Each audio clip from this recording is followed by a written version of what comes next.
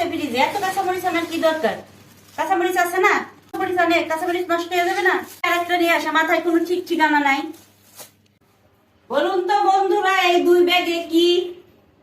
আমি বলে দিচ্ছি, এটা হচ্ছে ঈদের বাজার। আমি দেখাচ্ছি কি কি বাজার করলাম ঈদের জন্য। এটা বের করছি প্রথমে আমি। এখানে আছে গরুর মাংস, এটা আছে টক দই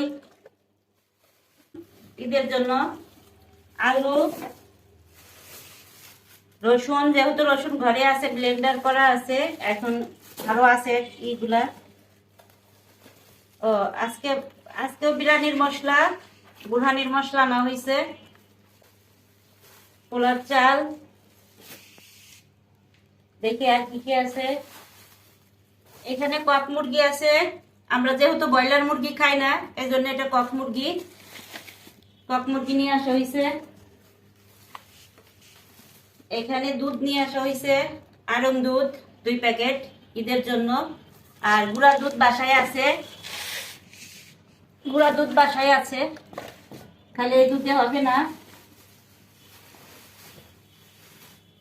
পুদিনার পাতা, এটা কি ধনের পাতা?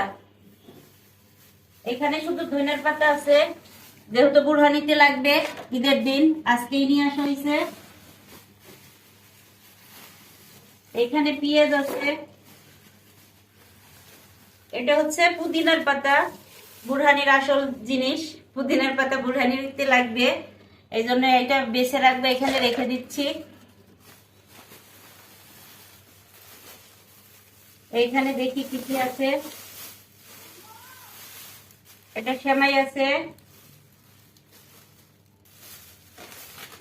এটা কুলসান সেমাই, লাচ্ছা সেমাই এটা। এখানে তেজপাতা, গরম মশলা, এটা হচ্ছে চিনি আরো ঘরে আছে, এত লাগবে না যেহেতু ঘরে আমার আছে। আর কি কি আছে? কাঁচামরিচ তো আছে ফ্রিজে, এত কাঁচামরিচ আমার কি দরকার? কাঁচামরিচ আছে না, এত কাঁচামরিচ অনেক, কাঁচামরিচ নষ্ট হয়ে যাবে না। একটা বললে আরেকটা নিয়ে আসা, মাথায় কোনো ঠিক ঠিকানা নাই। আমি কিন্তু বাজার করি নাই, আপনাদের ভাইয়া বাজার করছে। বাজারগুলো কেমন হলো সবাই বলবেন। সবাইকে ঈদের দাওয়াত রইলো, ঈদ মোবারক। সবাই চলে আসবেন ঈদের দিন। আল্লাহ হাফেজ।